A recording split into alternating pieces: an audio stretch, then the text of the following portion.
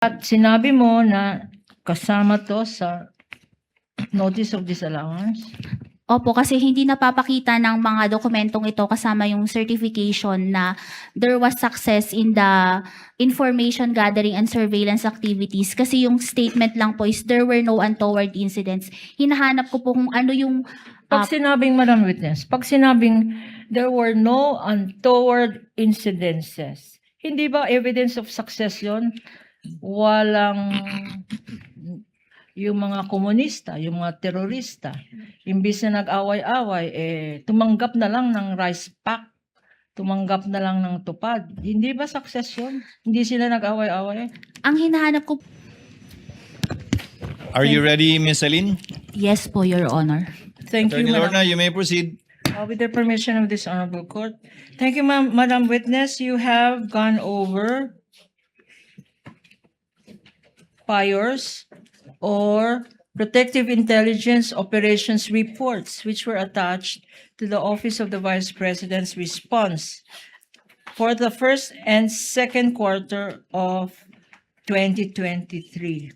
Madam Witness, sa tinignan mong reports na yan at na-evaluate mo na reports na yan, ano ang mga observation mo?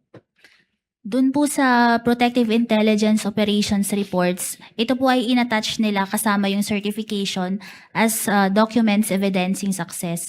And based po sa aking evaluation ng mga PIORs, ang nakalagay po rito is ang date and locations ng mga engagement ng Vice Presidents, kasama na din po yung mga satellite offices nila. Nakalagay din po dito yung probable threats dun sa mga activities na ito, pati na rin po yung narratives ng timeline of events magmula sa planning stage, actual operation, and post-operation. Pero during the evaluation po ng documents na ito, hindi ko po nakita yung particular accomplishments po na magwa-warrant sa payment of rewards. Bakit sinabi mo na napakahaba ng mga dokumentong to? Bakit sinabi mo nung na-evaluate mo ay hindi mo nakita yung hinahanap mo o yung kailangan kasama nito sa mga dokumentong ito? Bakit, Madam Witness? Under po kasi sa joint circular, yun nga po, sa payment of rewards, it should be supported with documents evidencing success. Pero based po sa mga documents na to, ang nakalagay lang po dun sa certification is a general statement that there were no untoward incidents dun sa mga engagement ng Office of the Vice President together with the implementation ng programs. Pero hindi po ito naging sapat. Ano-ano itong mga programs na sinasabi nila na pinaggamitan ng confidential funds? Wala ka bang nakita dito sa mga sinubmit na kadami-daming mga dokumento? Anong specifics nitong activities allegedly na pinaggamitan? May mga activities po sa mga meetings, mga attendance po sa mga festival, ganun po. Tsaka yung mga engagement din po ng satellite offices. Hindi ba qualified to? Hindi ba allowed ito? Yung mga nagmi-meeting. Paano mo malalaman? How can you ascertain that these meetings are indeed to discuss confidential activities? Kasi po ang nakalagay lang po dun is kung ano yung mga activity na inattendan doon po ng Vice President. Kasama na rin po yung mga programs ng mga satellite offices niya, pati po yung libreng sakay program ng OBP. Libreng sakay program. Opo, kasama po dun sa PIORs. Hindi ba ito confidential? Yung libre na sakay na yan? Hindi po. Ano pa yung mga activities ng satellite offices na sinasabi mo na hindi naman tamang paggamit ng confidential funds? Yung mga, hindi ko, pwede pong mabalikan yung... Assisting counsel may approach.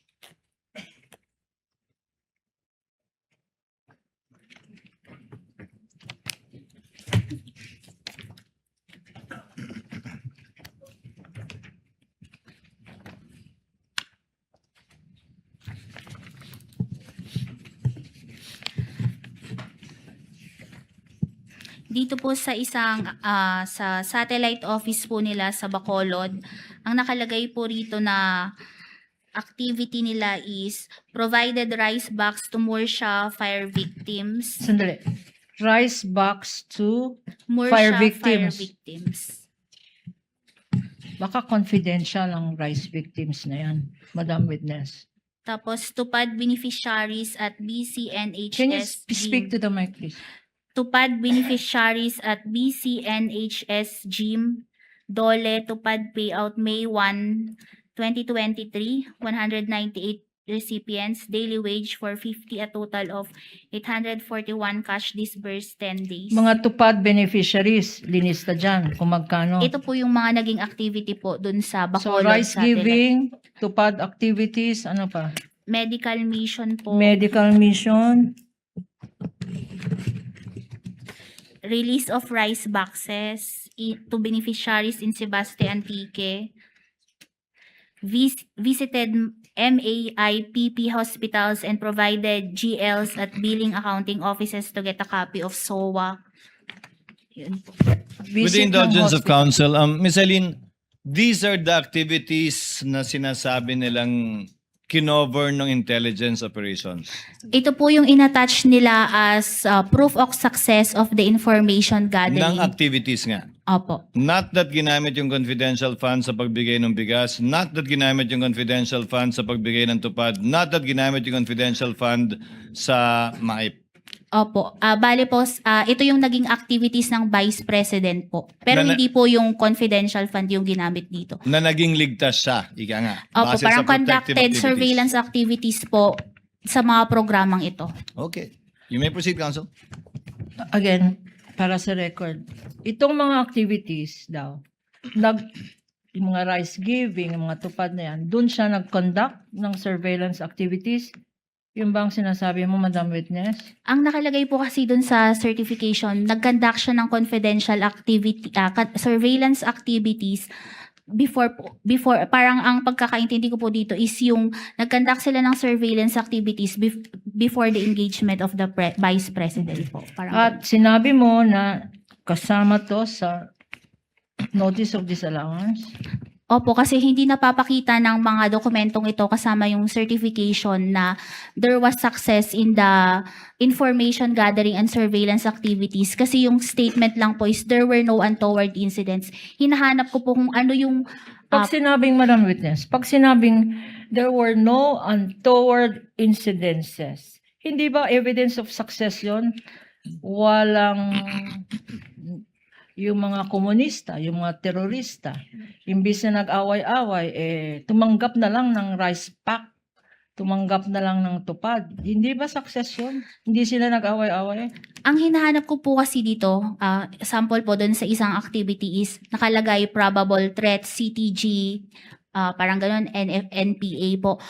Ang hinahanap po kasi is payment of rewards. Meron bang dun sa probable threat na yun, may nahuli ba? Parang ganun po. Yun ang Okay. magwa-warrant ng payment of rewards po. At wala kang ganon Yun po ang na hindi nakita hindi sa po evaluation mo, Madam Witness. Opo.